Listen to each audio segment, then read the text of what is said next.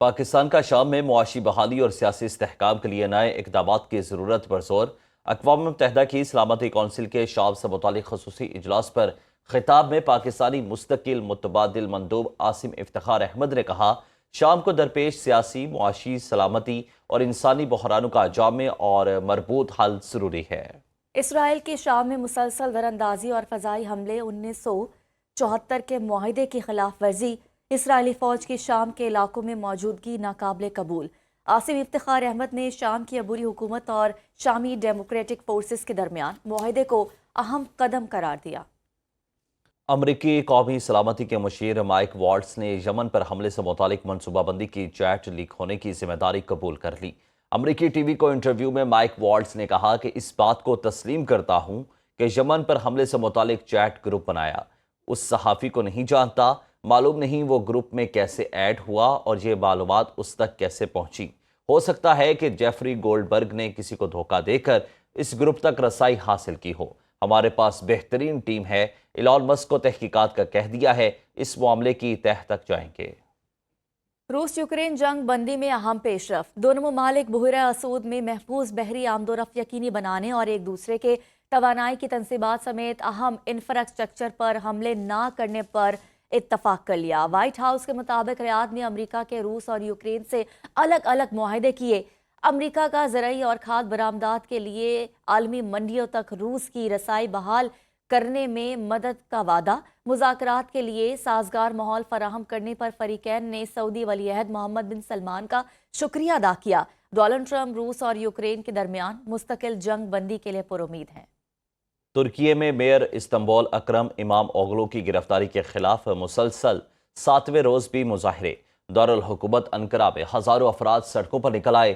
اکرم امام اوغلو کی فوری رہائی کا مطالبہ۔ استنبول میں اپوزیشن رہنماؤں کی ریلی، میئر کی رہائی تک مظاہرے جاری رکھنے کا اعلان، پولیس کا مظاہرین کو منتشر کرنے کے لیے واٹر کینن اور آنسو گیس کا استعمال۔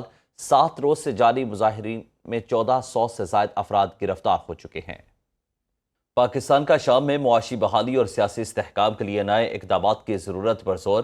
اقوام متحدہ کی سلامتی کونسل کے شام سے متعلق خصوصی اجلاس پر خطاب میں پاکستانی مستقل متبادل مندوب عاصم افتخار احمد نے کہا، شام کو درپیش سیاسی، معاشی، سلامتی اور انسانی بحرانوں کا جامع اور مربوط حل ضروری ہے۔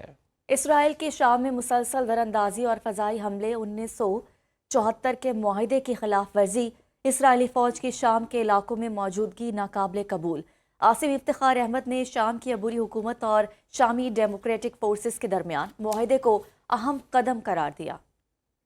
امریکی قومی سلامتی کے مشیر مائک والٹس نے یمن پر حملے سے متعلق منصوبہ بندی کی چیٹ لیک ہونے کی ذمہ داری قبول کر لی۔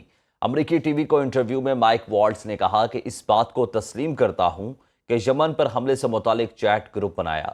اس صحافی کو نہیں جانتا، معلوم نہیں وہ گروپ میں کیسے ایڈ ہوا اور یہ معلومات اس تک کیسے پہنچی۔ ہو سکتا ہے کہ جیفری گولڈبرگ نے کسی کو دھوکہ دے کر اس گروپ تک رسائی حاصل کی ہو۔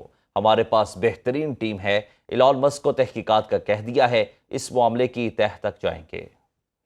روس یوکرین جنگ بندی میں اہم پیش رفت، دونوں ممالک بحیرہ اسود میں محفوظ بحری آمد و رفت یقینی بنانے اور ایک دوسرے کے توانائی کی تنصیبات سمیت اہم انفراسٹرکچر پر حملے نہ کرنے پر اتفاق کر لیا۔ وائٹ ہاؤس کے مطابق ریاض نے امریکہ کے روس اور یوکرین سے الگ الگ معاہدے کیے۔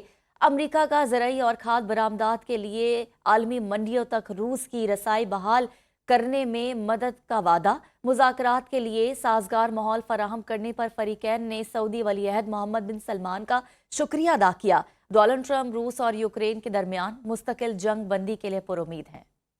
ترکی میں میئر استنبول اکرم امام اوغلو کی گرفتاری کے خلاف مسلسل 7ویں روز بھی مظاہرے۔ دارالحکومت انقرہ میں ہزاروں افراد سڑکوں پر نکل آئے۔ اکرم امام اوغلو کی فوری رہائی کا مطالبہ۔ استنبول میں اپوزیشن رہنماؤں کی ریلی، میئر کی رہائی تک مظاہرے جاری رکھنے کا اعلان، پولیس کا مظاہرین کو منتشر کرنے کے لیے واٹر کینن اور آنسو گیس کا استعمال۔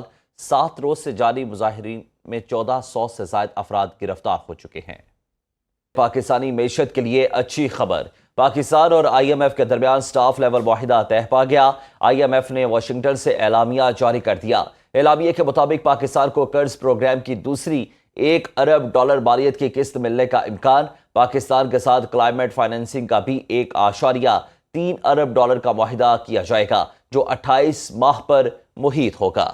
IMF کا کہنا ہے کہ پاکستان نے توسیعی فنڈ معاہدے کے تحت جاری پروگرام پر مضبوطی سے عمل درآمد کیا۔ پاکستان حکام عوامی قرضوں کو پائیدار طور پر کم کرنے کے لیے پرعزم ہے۔ پاکستان کی قدرتی آفات سے نمٹنے کی صلاحیت بڑھانے، بجٹ اور سرمایہ کاری کے لیے منصوبہ بندی کی جائے گی۔